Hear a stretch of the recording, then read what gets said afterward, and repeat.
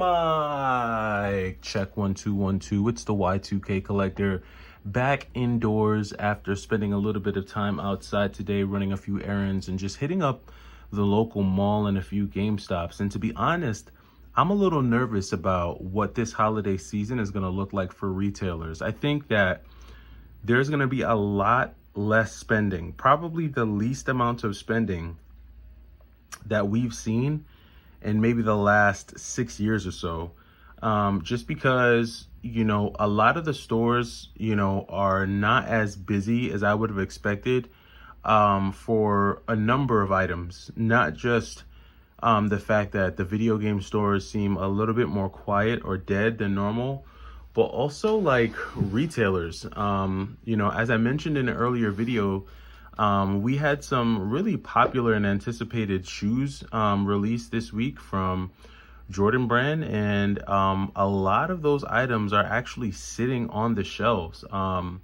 People are just not spending the way that they were spending before.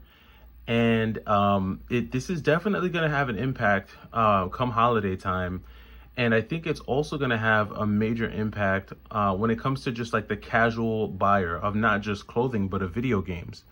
I feel like, and someone I think kind of alluded to this, they made a comment on one of my earlier videos, but they were saying that, the people that are really spending money on video games, like the people that are buying like niche video game titles, like those very, unique, titles specific to like certain consoles, whether it be like Genesis games or Super Nintendo games or GameCube games, that is the collector market, which I think is always going to be around, whether the economy is good or bad, whether, things are up or down. Those folks will just always have the wherewithal to be able to add certain pieces to their collection. But there aren't enough of those types of buyers to really feed or service the retro market, as a whole. Now, the good thing, I guess, is that retro game collecting is kind of niche in and of itself. So perhaps there's enough retro video game collectors to support the market and sustain the market as it stands right now. But when you start to think about like resellers, what will it mean for resellers? Because I guess in some ways, it's still viable for resellers because of that collector market. I'm a little, I'm trying to figure it out right now. You guys can let me know down in the comments. Who do you think is keeping the video game market afloat, or even the retro game market afloat? Is it just the collectors? Is it the casual buyers? Is it a combination of both? Are resellers low-key helping to keep the market, the retro game market, like relevant and afloat? And these are some of the questions that are kind of stirring in my head, because I remember when we started coming off of the highs of like 2020 and 2021, when games were like really, really high. All the videos that we saw were videos that were basically saying that there's going to be a massive crash coming, that there is a huge video game market crash on the way. Folks aren't going to continue to pay these high prices for video games.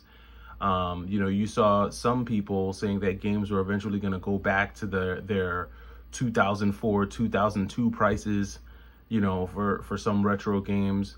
And I think a lot of people have been sitting and like banking and waiting on that to really dive in and try to, pick up some of the games that they've wanted to add to their collection.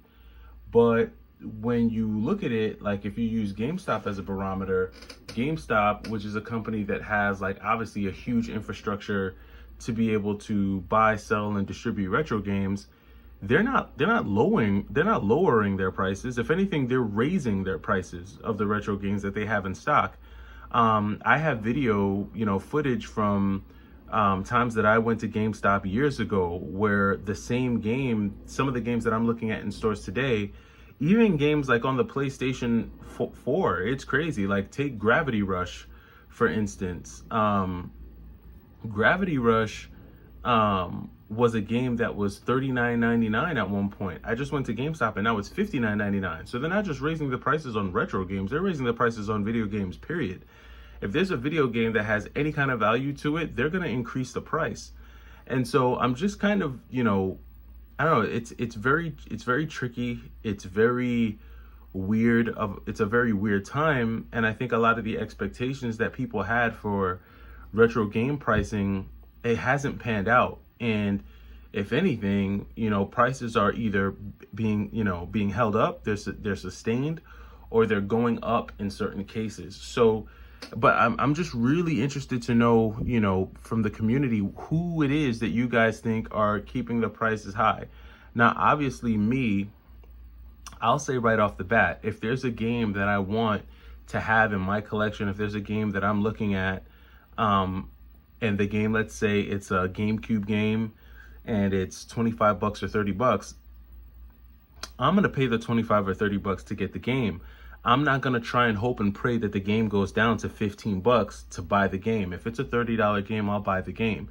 Now, I'm not particularly out there buying a lot of expensive games. There are some expensive games that I'll pay up for. For instance, I found a copy of Wolverine Uncaged Edition for, I think it was $71. I'll pay that for Wolverine, because I know that if I try to get it on the aftermarket, it's going to be $120, and I don't know when that's going to go back down, if that's going to go back down. So there are certain instances where I will pay more, but that's because I'm a collector. I'm a collector of video games. There's, of certain niche titles, certain games that I just want to have in my collection. But that doesn't mean that that's everyone, right? And then there's also the other factor of, like I said, a lot of people are hip to the game now. So is part of this propping up of prices being done by internal forces? And by internal forces, what I'm saying is, are there employees at GameStop who are scouting for high-priced games and taking them off the shelf before the public gets to them? Is that something that's happening at Goodwill? Is that something that's happening at Salvation Army, at your local thrift store? It seems like the only things that I'm seeing on the shelf these days are just, yes, I'm seeing retro. Yes, I'm seeing like SNES games, but they're all like $30 and under games, which I'm not mad, because a lot of those titles are great. I just picked up a copy of Super Street Fighter, as well as a copy of Cruisin' World. But the rare stuff, the valuable stuff, that stuff is getting more and more hard to find. And then when you do, it's already been priced up. It's already been priced up to market value. So I'm just interested to know what you guys think. Like I said, this is going to be a very interesting holiday season. Do I think a lot of people are going to be buying their family members PS5 Pros for Christmas? I really don't think that. I know a lot of people will try to get their hands on that PS5 Pro, the 30th anniversary edition. That's probably going to wind up reselling for like $5,000 or something crazy, for whoever gets their hands on it. But it's a very interesting time. And, the market goes through this. We've seen the ups and downs, the ebbs and flows in the retro gaming market and any type of collectibles market. But I'm interested to know where you guys think the market is at, and who do you think is keeping it up, and keeping it propped up, that is. That does it for me. I'm the Y2K Collector. I may come back to you a little later on this afternoon with another video, but if not, I'll catch you tomorrow. Take it easy.